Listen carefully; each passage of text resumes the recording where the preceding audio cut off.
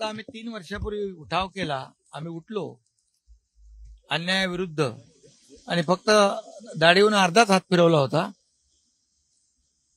ते आडवे झाले 3 वर्षापूर्वी, अजून सावरले नाहीत.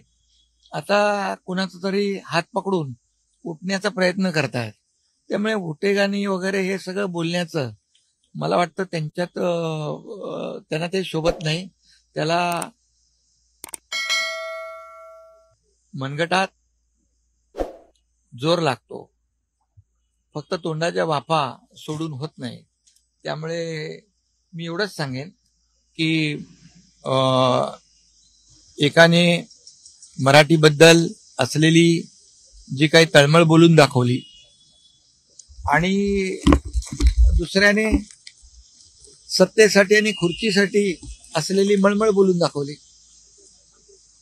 झेंडा नाही, अजेंडा नाही असं काही लोक म्हणत होते, पण एकाने मात्र एका वक्त्याने त्यातल्या ते पत्ते पाळलं, पण दुसऱ्याने स्वार्थाचा झेंडा आणि सत्तेचा अजेंडा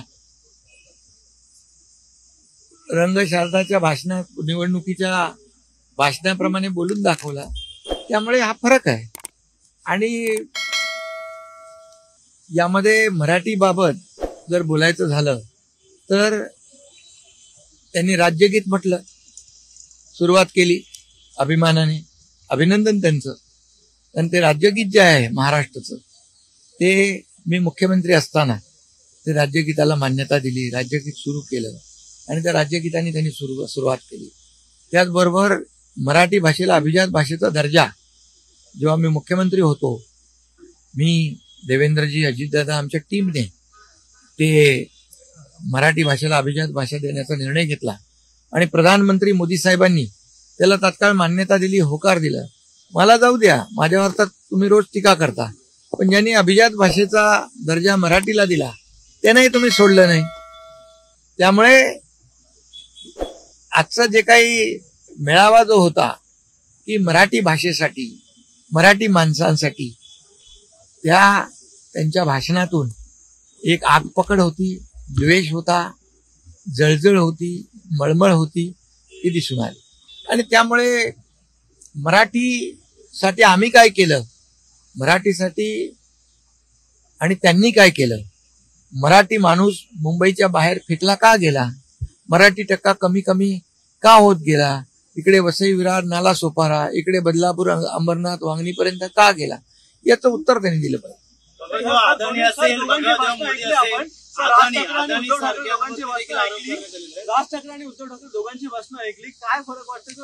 मी मग आताच सांगितलं एकाच्या भाषणामधून की मराठी माणसासाठी खऱ्या अर्थाने जी तळमळ होती ती दिसली आणि दुसऱ्याच्या भाषणामध्ये सत्ता आणि खुर्चीसाठी जी मळमळ होती ती दिसली. हा फरक आहे.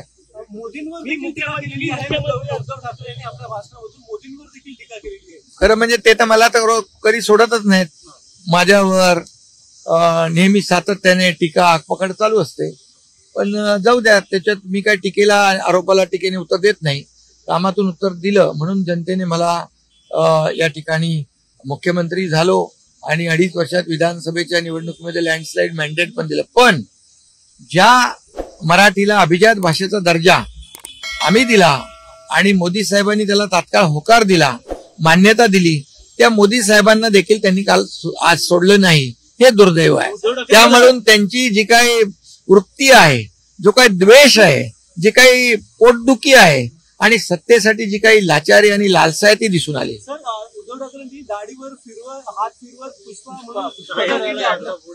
आता मी बोललो, मी अर्ध्याच दाढीवरून हात फिरवला होता.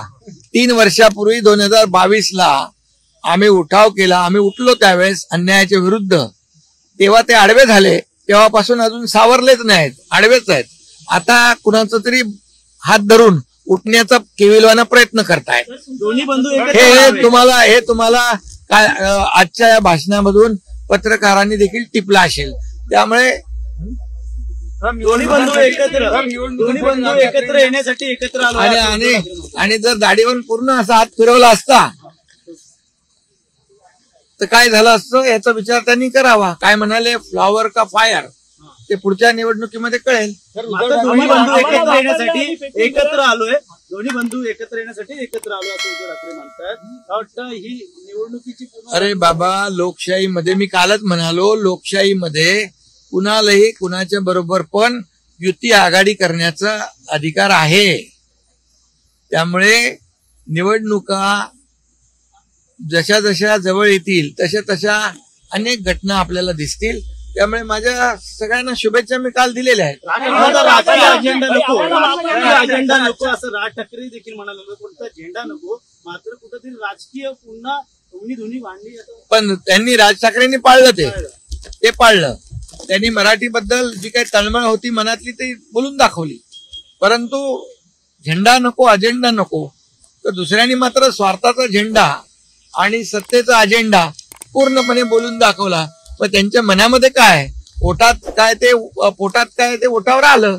त्यामुळे मराठी माणसाचं खऱ्या अर्थाने जी अपेक्षा होती तो अपेक्षा भंग झाला. खरं म्हणजे आम्हाला वाटलं होतं की ते पहिले येऊन माफी मागतील, कारण हिंदी अनिवार्य करण्याचं काम त्यांच्या मुख्यमंत्री काळातच झालं होतं.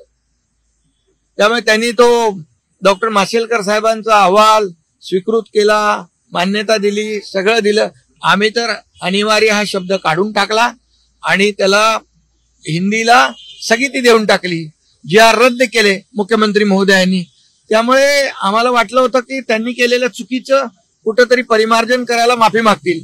पण यांच्याकडून काय अपेक्षा आहे, तर पूर्णपणे राजकीय त्यांनी ते व्यासपीठ का आखाडा बनवला होता. बाळासाहेबांचे खरे विचार अंगी आहेत. त्यांचं म्हणणं आहे की ठाकरे हे आता ब्रँड आहे, मात्र येणाऱ्या काळात ठाकरे ब्रँड आहे का, ठाकरे हे विचार आहे काय?